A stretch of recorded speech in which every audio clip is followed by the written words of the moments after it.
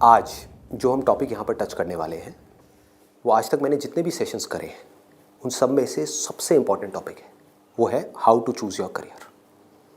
कि जो पेरेंट्स हमसे एक्सपेक्ट करते हैं कुछ हद तक वो एक्सपेक्टेशंस भी पूरी हो जाए और जो हम करना चाहते हैं वो भी हम कर सकें और आगे फाइनेंशियली ग्रो करने की जो पॉसिबिलिटीज़ हैं वो इनफाइनाइट हो। इससे पहले कि मैं आप लोगों को बताऊं कि ये चीज़ कैसे होगी या हमको क्या करना है, इसके लिए मैं आप लोगों से जानना चाहूँगा आप लोग अपना करियर कैसे चूज़ करते हैं। सर हम करियर चूज करते हैं जो हमारे पेरेंट्स आपस में सोचते हैं, जो बनना चाहते हैं वो सोचते हैं कि इसमें हमारा चिल्ड्रन फाइनेंशियली सही सक्सेसफुल हो सकता है और हो सकता है वो हमारे दिमाग में पहले से बचपन से सेट कर देते हैं कि आपको ये बनना है और हम छोटे होते हैं तो हम सोचते हैं कि यही हमारे लिए अच्छा ऑप्शन होगा, इसमें सक्सेसफुल हो सकते हैं। फिर वो बच्चे वही करने लग जाते हैं और फिर ये 90% बच्चे इससे चुनते हैं। मोस्टली क्या होता है कि फ्रेंड सर्कल के दबाव में आके लोग भेड़ चाल में आके कर लेते हैं, फ्रेंड ये करना तो हम भी ये करते हैं। सर बेसिकली जो होता है वो पेरेंट्स हमारे बोलते हैं कि 2 साल पहले उसने वो करा था आज वो सक्सेस है। वो जो है तेरे बड़े भैया जो है वो आज यूएस में बैठे हैं, ये जॉब कर रहे हैं। तो बेसिकली ये कहते हैं कि तू भी ये कर ले, तू भी उसकी तरह स्टैंड हो जा। कोई इंटरेस्ट के बारे में बात नहीं करता कि हमारा इंटरेस्ट किसमें है किसमें नहीं है। बट सर वो पेरेंट्स सर जब हमसे पूछते हैं कि आप ये नहीं करना वो नहीं करना तो बताओ क्या करना है, तो सर कई बार ये भी होता है कि हमारे पास ही जवाब नहीं होता, हम क्या करें, हमें यही नहीं पता होता।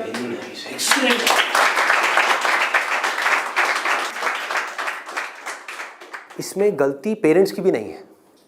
जैसे मैं आपको बोलता हूँ कॉमर्स, कुछ लिमिटेड ऑप्शंस माइंड में आते हैं। क्या आते हैं? सीए आता है और बीकॉम आता है और बीबीए आता है, एमबीए आता है, सीएफए आता है, और कोई ऑप्शन आता है? आता ही नहीं है।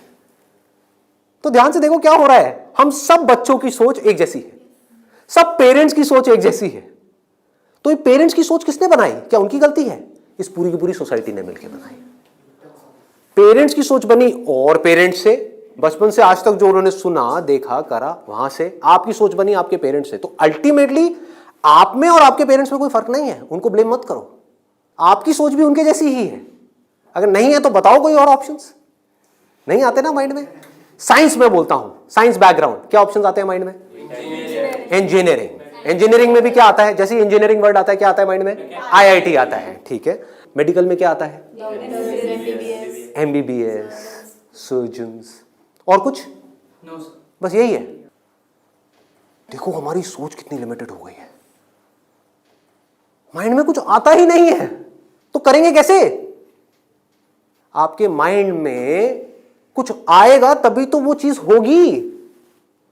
अगर माइंड में हिमालय नाम का पहाड़ होगा तभी तो उस पर चढ़ोगे। माइंड में हिमालय है ही नहीं तो कैसे चढ़ोगे? वहां तक जाना तो बहुत दूर की बात है। क्या करोगे? तो क्या होगा आपके साथ में? वही जो उन सब लोगों के साथ में हो रहा है जिनकी सोच ऐसी है। अपने आसपास में देख लो क्या हो रहा है उन लोगों के साथ में। अगर हम चाहते हैं हमारे साथ में कुछ अलग हो तो हमें क्या करना पड़ेगा? अपनी सोच को तोड़ना पड़ेगा। सबसे पहले समझेंगे कि एग्जैक्टली हो क्या रहा है, फिर ये देखेंगे कि हम क्या कर सकते हैं और क्या करना है। इसको आप पीछे सर्कुलेट कर दीजिए।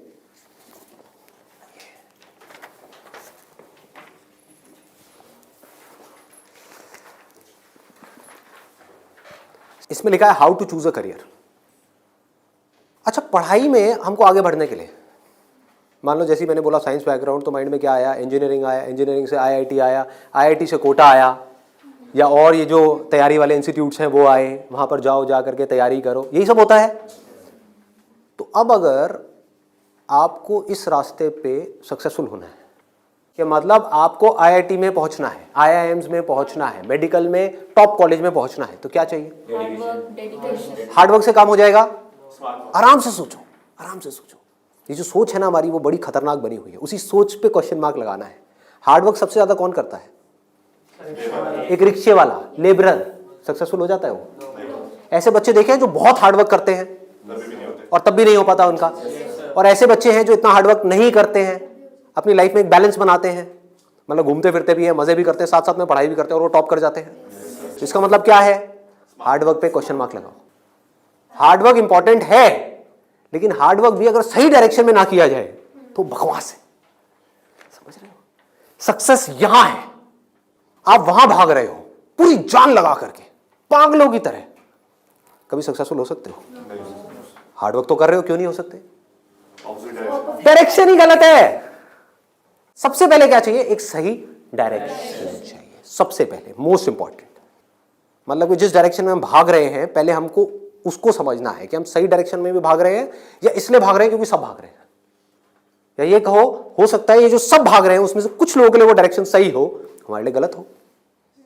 समझ पा रहे हो? पता कैसे चलेगा कि कैसे पता लगेगा? एक्सीलेंट। देखो क्या है, सिर्फ दो पैरामीटर्स हैं जिसके ऊपर हमको दिमाग लगाना है। एक है कंपटीशन, एक है कंसंट्रेशन पावर। जहां पर भी कंपटीशन ज्यादा है, मतलब क्या है कि वहां पर लाखों बच्चे ट्राई कर रहे हैं, होना कितनों का है? 1%, 2%, 3%। रियलिटी है। मैं कुछ भी हाइपोथेटिकल बात नहीं करूंगा। क्या ये जो लाखों बच्चे ट्राई करते हैं, कोई भी ये सोच करके ट्राई करता है, लाखों रुपए जा करके कोचिंग इंस्टीट्यूट में स्पेंड करता है कि मेरा नहीं होगा? देखो कितना मजेदार है। मतलब लाखों को यह लग रहा है कि हमारा हो जाएगा।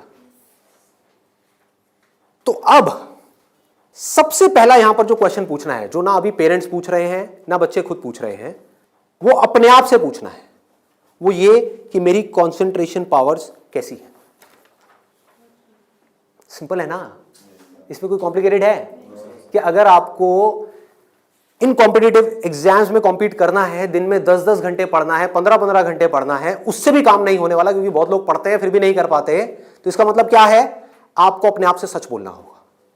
अब ये बड़ा टेढ़ा काम है, क्योंकि दुनिया में हमारी आदत क्या पड़ी हुई है? झूठ बोलने की। हाँ, किसी से भी जाकर के पूछो, हाँ भाई तेरे में पोटेंशियल है, कर लेगा आईटी? हाँ मैं तो कर लूंगा, मैं तो कर लूंगा। फिर हुआ क्यों नहीं?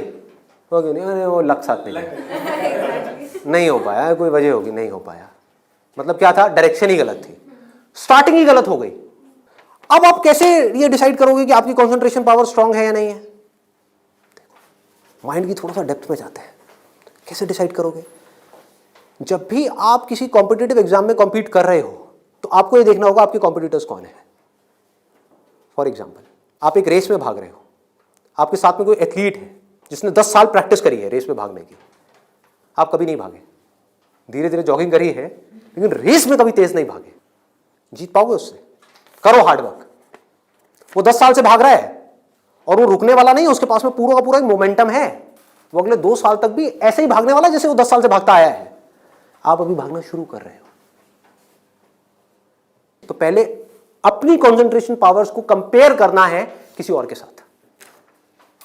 That is going to be a realistic solution. एक है थियोरेटिकल सोल्यूशन। थियोरेटिकल क्या है? माँ बाप कह रहे हैं बच्चों को भागो, बच्चे भी अंदर से कह रहे हैं भागो। यही हो रहा है। करेंगे करेंगे करेंगे करेंगे करेंगे, चार्ज अप हुए पड़े हैं पागलों की तरह। इनको ये नहीं समझ पा रहा कि मेरे अंदर वो स्ट्रेंथ है भी या नहीं है। बहुत बारीक बात है, अगर इसको हमको समझ आए तो। एक बॉक्सिंग रिंग में आप हो, ठीक है, तो सामने देखो कि जो बॉक्सर है वो है कौन जिससे आप लड़ने के लिए जा रहे हो। इसी को तो कंपटीशन बोलते हैं। तो अगर उस कंपटीशन को आपको जीतना है, और जीतना ही है, हारना किसको है?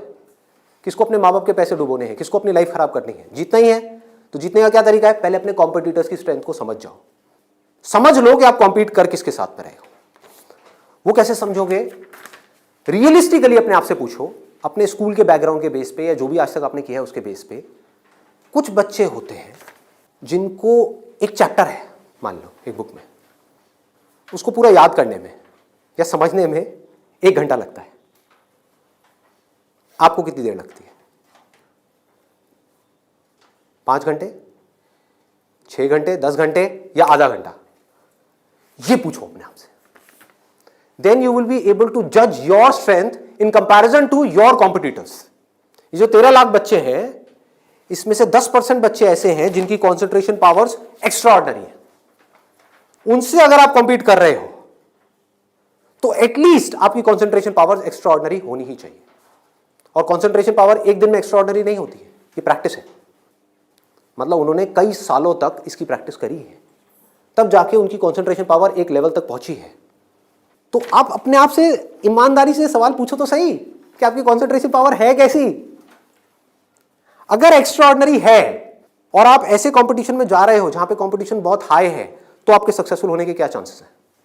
क्या 100% है? पूछो अपने आप से। दिमाग को खोलो। दिमाग बंद हुआ पड़ा है लोगों का। आईआईटी में लोग कहाँ से आते हैं? सिर्फ दिल्ली से आते हैं, सिर्फ बॉम्बे से आते हैं? कहाँ से आते हैं? ऑल ओवर इंडिया से।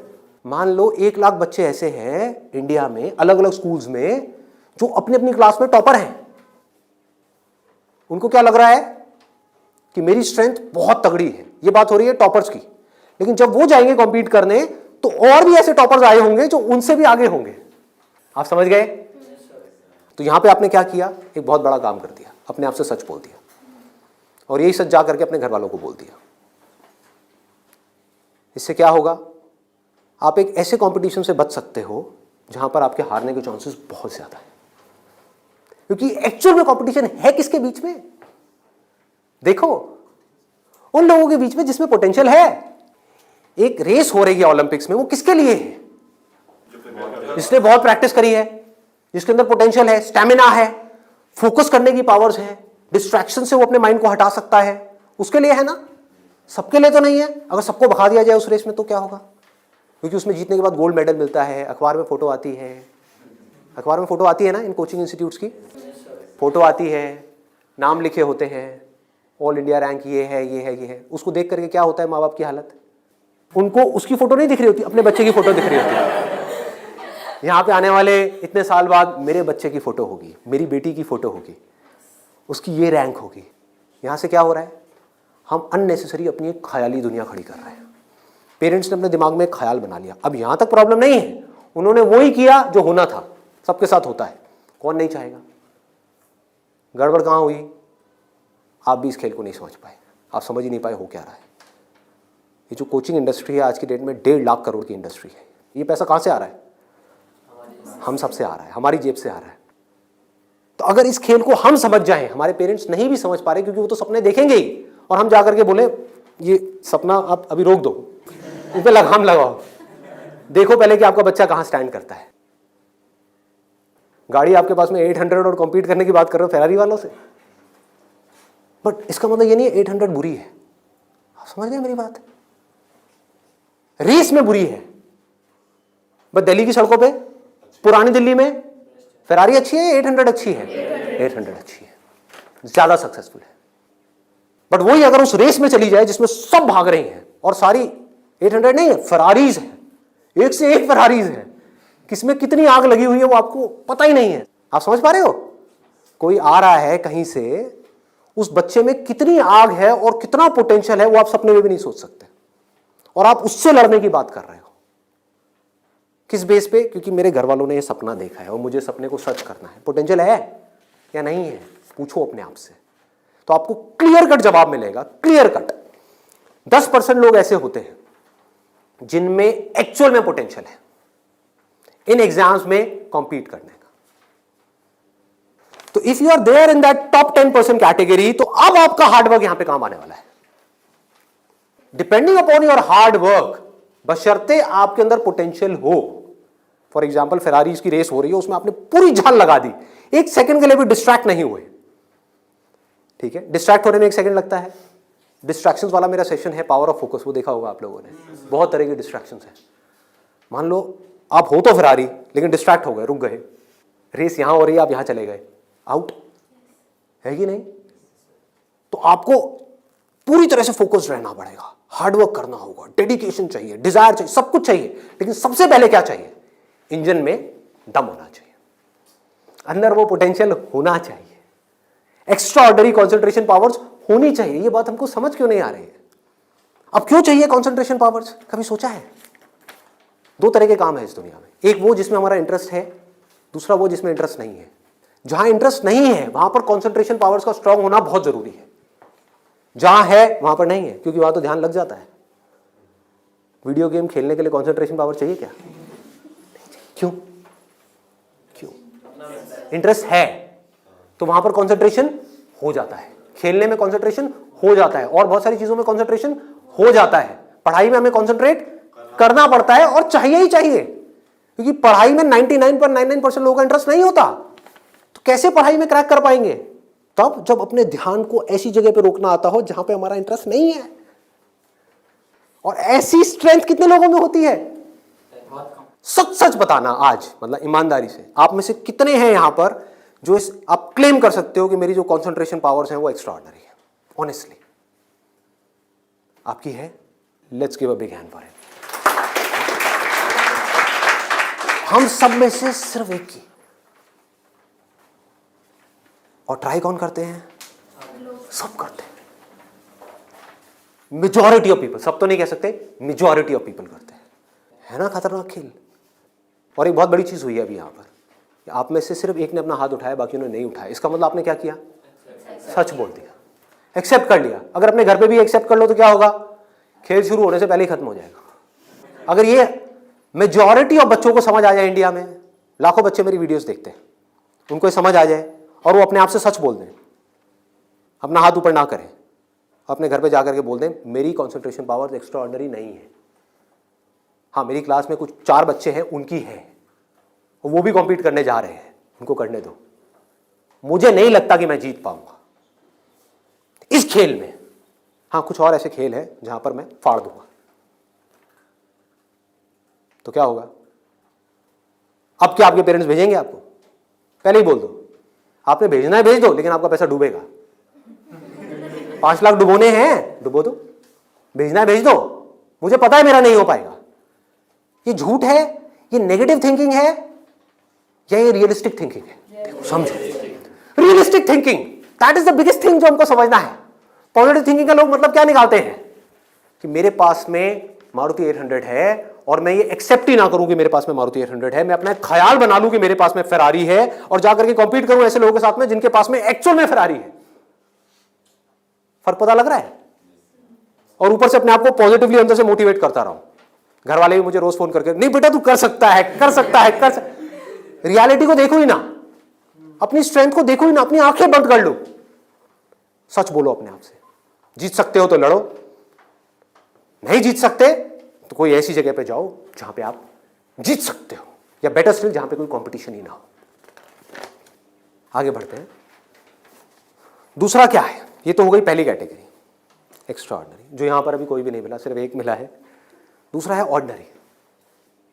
90% लोग एक क्लास में, 90% स्टूडेंट्स इंडिया में वो इस सेगमेंट में आते हैं।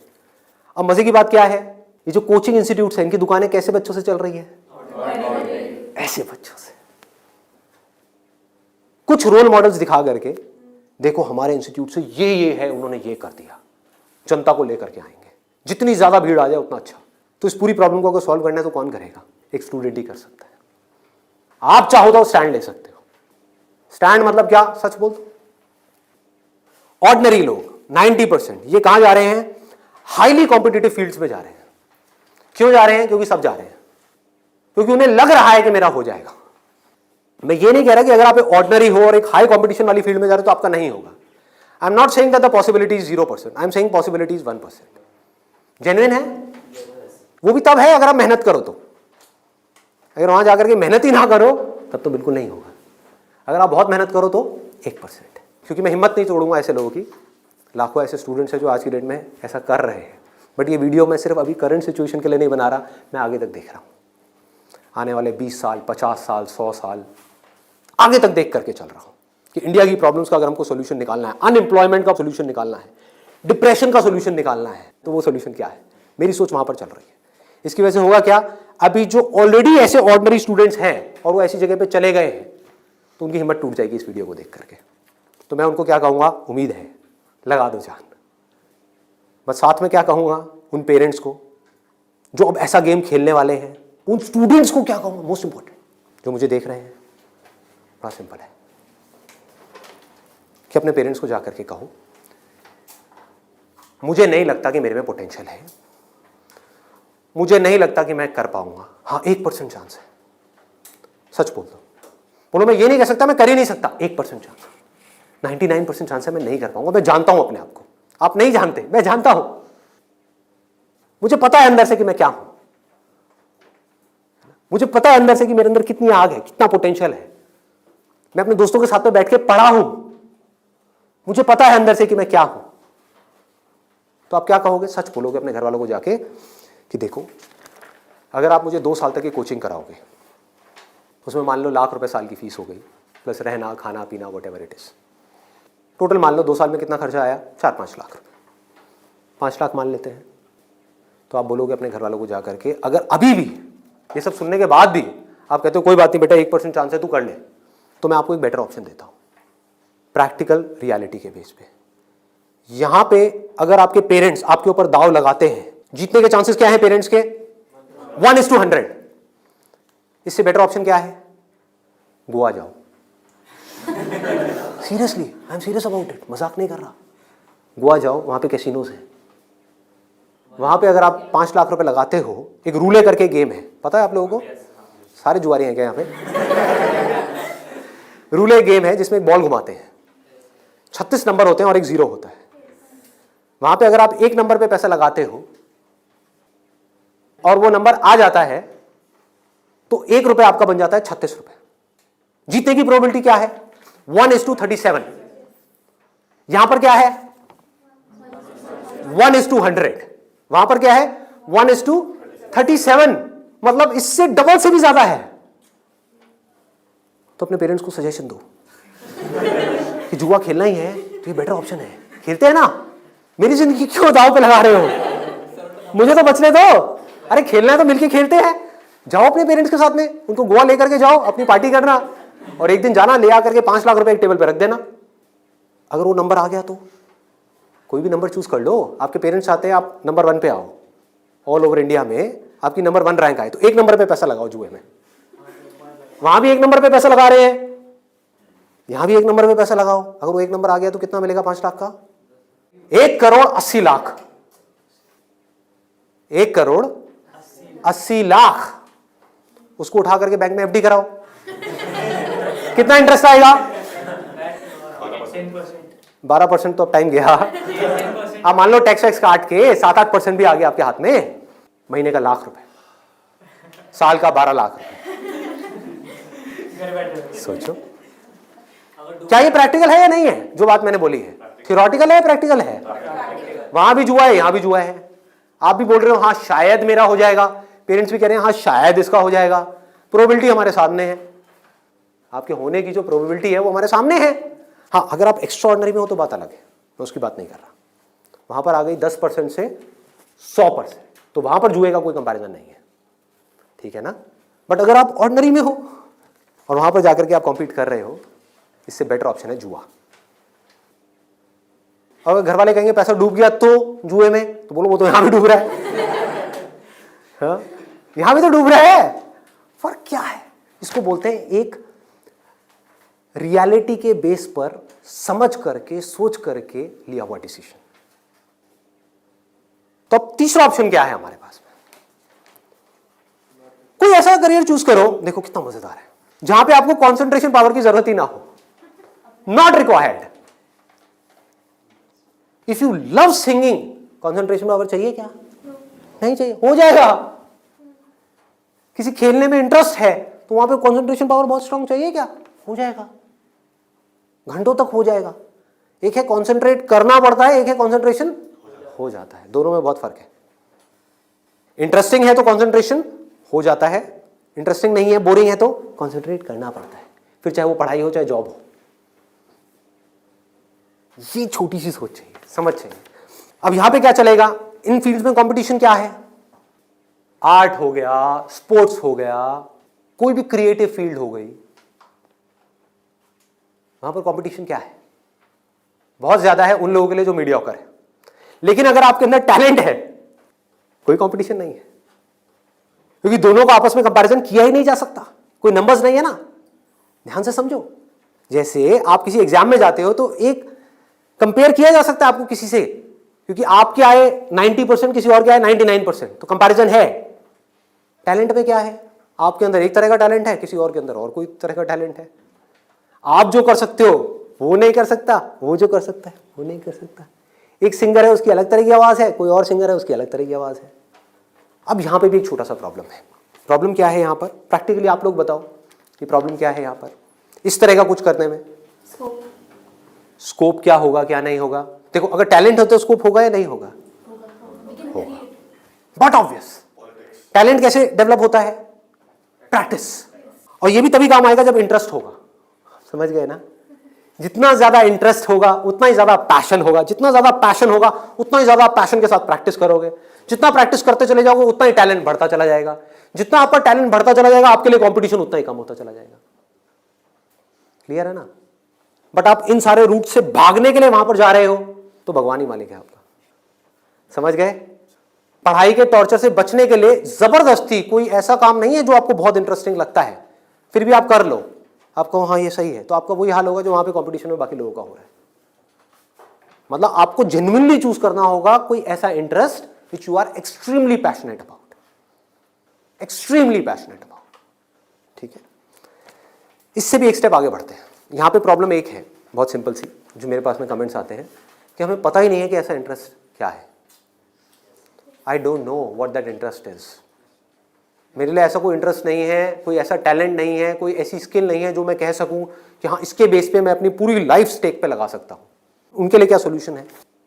आपके घर वाले चाहते हैं आपको डिग्री मिले, आप चाहते हो कुछ अपना करना, फाइनेंशियली भी सक्सेसफुल हो जाओ, तो उसका ऑप्शन क्या है? ये रहा।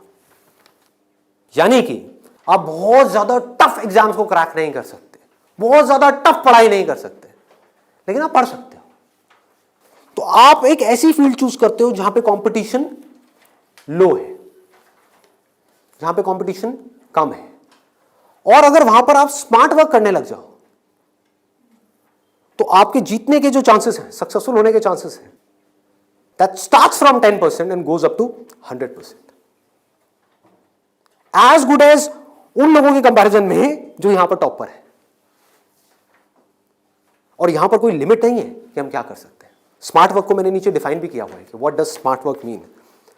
It means developing your understanding, that is smart work. जो काम आप कर रहे हो उसकी समझ अगर आपको है कि आप क्या कर रहे हो, क्यों कर रहे हो, कैसे कर रहे हो, तो आप स्मार्ट वर्क कर रहे हो। समझ नहीं है बस कर रहे हो तो आप हार्ड वर्क कर रहे हो। अब इसमें मैं आपको एक प्रैक्टिकल एग्जांपल देने वाला हूं। एक सिंपल सा करियर मैं आपको बता रहा हूं, फिजियोथेरेपी। सुना इसके बारे में सबने? अभी कुछ दिन पहले मेरी नेक में थोड़ा सा पेन हुआ, मैंने गूगल पे जाकर के सर्च किया physiotherapy services at home in my area. Locality मैं नहीं बताऊंगा नहीं तो लोग मेरे घर आ जाएंगे।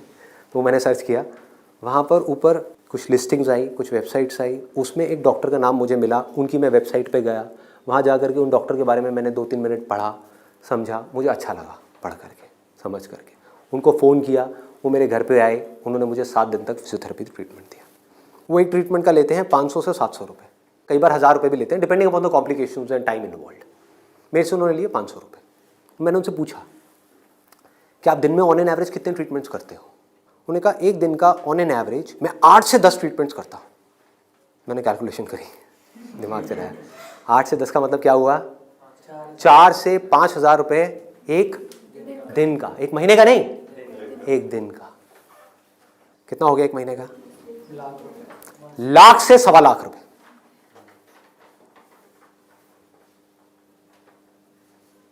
अभी उनको 4 साल हुए अपनी फिजियोथेरेपी करे हुए, ये नहीं है कि 40 साल हो गए, 4 साल। समझ रहे हो क्या किया उन्होंने, कैसे किया उन्होंने? वो सब आ जाता है स्मार्ट वर्क के अंदर। उन्होंने हार्ड वर्क नहीं किया, स्मार्ट वर्क किया। ज्यादातर लोग क्या करते हैं, एक हाईली कॉम्पिटिटिव फील्ड के अंदर जाकर के कॉम्पीट करते हैं, वहां होता है नहीं, जाकर के किसी लोकल कॉलेज में फंस जाते हैं, वहां से निकल करके जॉब के लिए धक्के खाते हैं।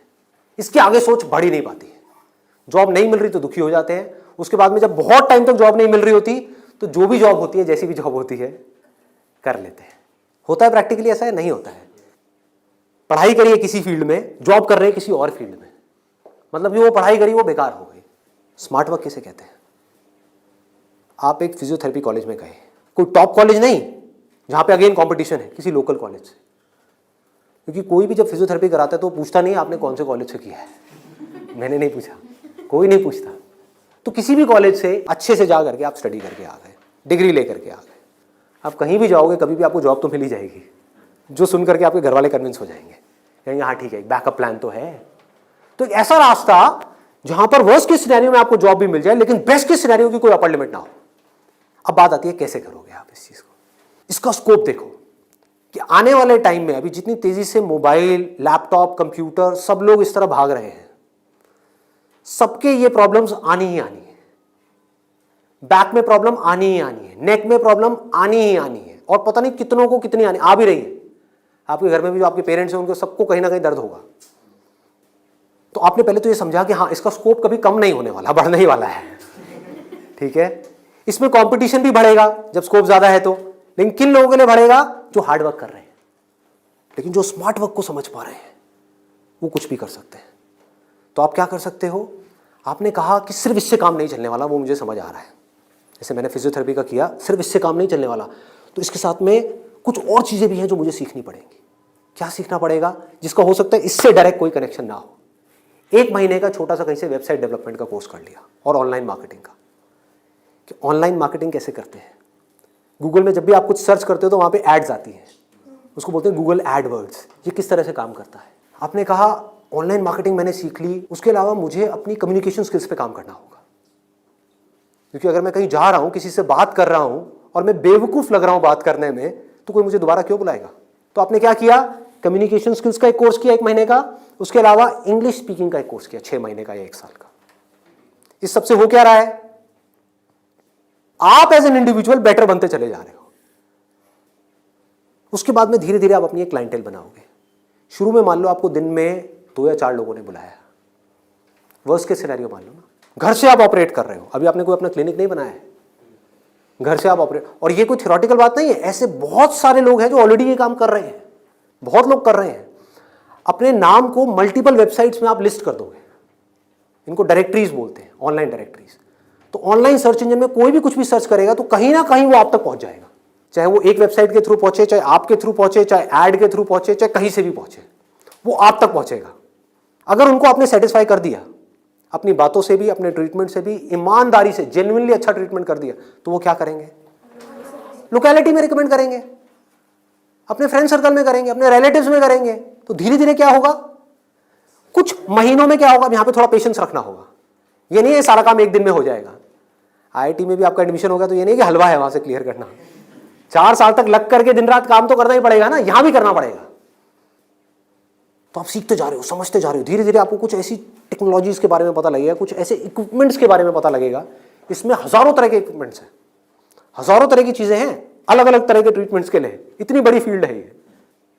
आप आने वाले टाइम में फिजियोथेरेपी का एक ऐसा क्लिनिक बना सकते हो अपनी सिटी में या कहीं पर भी, जो अपने आप में स्टेट ऑफ द आर्ट हो, मतलब ऐसा जो पूरे इंडिया में ना हो। और क्लिनिक आप ऐसे करते करते धीरे धीरे, अभी 1 दिन में या 2 दिन में नहीं होगा, मान लो 5 साल में होगा, 10 साल में होगा, 20 साल में होगा। क्लिनिक कितना बड़ा हो सकता है, कितने क्लिनिक्स हो सकते हैं, क्या क्या हो सकता है, कोई लिमिट नहीं। अगर कुछ लोग जो मेरी इन बातों को समझ पाए, जो बातें मैं कर रहा हूं, और कुछ ऐसी डायरेक्शन में जा पाए सेंसिबल तरीके से, smartly, not by doing a lot of hard work but by doing smart work, तेजी से आगे बढ़ पाए, तो आने वाले टाइम में यही वो लोग होंगे जो आने वाले टाइम में लोगों के लिए जॉब अपॉर्चुनिटीज क्रिएट करेंगे। अंदर से एक ये फीलिंग होनी चाहिए कि मुझे लोगों की प्रॉब्लम्स को सॉल्व करना है। अगर मैं कर पाया तो मेरी प्रॉब्लम्स तो सारी अपने आप सॉल्व हो जाएंगी, वो लोग करेंगे ना। अगर आपने किसी के दर्द का इलाज कर दिया तो वो आदमी आपको पता है क्या कहेगा? बताओ आपको क्या चाहिए। वो लोग आपके पीछे आएंगे। आपने उनको बोल दिया ना, नहीं मैं आज आपका ट्रीटमेंट नहीं कर रहा, नहीं डॉक्टर साहब आप बताओ कब आओगे। मतलब कि अपने आप को अंदर से स्ट्रांग बना लो तो दुनिया भागती हुई आपके पास आएगी। ये एक रास्ता है। एक है अंदर से तो स्ट्रांग बनो मत और दुनिया के पीछे भागते रहो। भैया मेरा कुछ हो सकता है, भैया मेरा कुछ हो सकता है, भैया कहीं लगवा दो, जॉब लगवा दो, भैया ये भैया वो भैया वो। अरे काहे का भैया, समझे? ये एटीट्यूड चाहिए। ढंके की चोट पे आप काम करो। मैंने लाइफ में जो भी काम किया है बिल्कुल एटीट्यूड के साथ किया है। ये मैं कर रहा हूं, आपको चाहिए तो लो, नहीं चाहिए तो आगे बढ़ो। Does not make any difference to me, क्योंकि मैं जो कर रहा हूं आई बिलीव इन इट। मैं कोई भीख नहीं मांग रहा हूं आपसे। और बहुत सारे लोग होते थे जिनको मैं मना कर देता था, जब मैं नहीं कर रहा तुम्हारा शूट, और वो जा करके 4 लोगों को पकड़ के ले आते थे, ये बंदा जेन्युइन है, इसमें दम है ना बोलने का। वो दम कहां से आता है? सोच से आता है। सोच को खोलो, बंद करके इसमें मत रहो, फाड़ दो। और फिर भी रहना है तो आपकी चॉइस है।